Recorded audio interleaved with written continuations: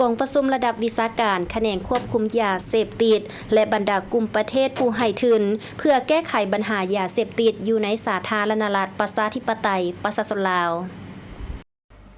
กองประชุมระดับวิชาการแขนงการควบคุมยาเสพติดและบรรดากลุ่มประเทศผู้ให้ทุน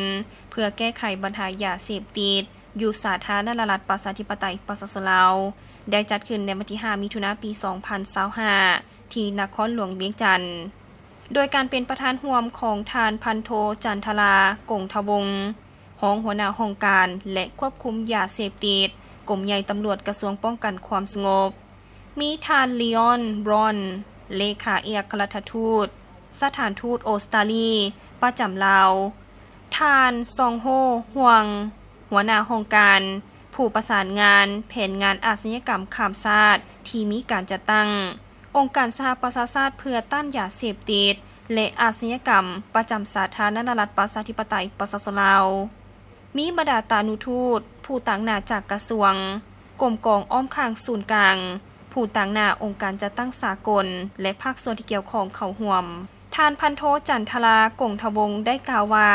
ตลอดระยะที่ผ่านมาสาธารณรัฐประชาธิปไตยประชาชนลาวได้ถือเอาการแก้ไขปัญหายาเสพติดเป็นเวียกงานบุริมสิทธิ์หนึ่งที่สำคัญของรัฐบาลแน่ใส่ให้ไทยประชาชนปลอดภัยจากปัญหายาเสพติดและมีความผาสุกอยู่ดีกินดี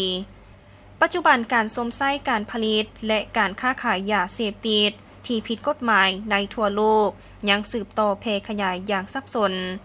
ซึ่งส่งผลสะท้อนบ่ดีต่อสุขภาพชีวิตการเป็นอยู่ของประชาชนและการพัฒนาประเทศชาติหลายประเทศพวมประเสริฐหน้ากับการเพิ่มขึ้นของยาเสพติดชนิดใหม่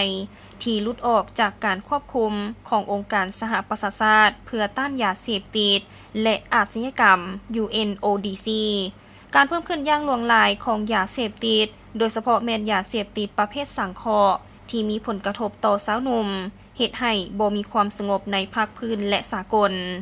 การเชื่อมโยงระหว่างยาเสพติดอาชญากรรมและการก่อการให้พวมกลายเป็นปัญหาที่น่าเป็นห่วงหลายโดยเฉพาะแม่นการกระทำผิดเกี่ยวกับยาเสพติดที่ติดพันกับอาชญากรรมประเภทอื่นๆเป็นต้นแม่นอาชญากรรมด้านเทคโนโลยีการฟอกเงินและการฆ่ามนุษย์ย้อนแนวนั้นการแก้ไขปัญหายาเสพติดจึงต้องได้มีการร่วมมือและช่วยเหลือซึ่งกันและกันการจัดตั้งปฏิบัติวาระแห่งชาติว่าด้วยการแก้ไขปัญหายาเสพติดอยู่สาธารณรัฐประชาธิปไตยประชาชนลาวมาฮอดปัจจุบันก็แม่นระยะท้ายของการจัดตั้งปฏิบัติท้ายปี 2025 การแก้ไขปัญหายาเสพติดให้หมดไปภายในมือหนึ่งย้ำเดียวแม่นเป็นไปได้ยากฉะนั้นอยู่ในกองประชุมในครั้งนี้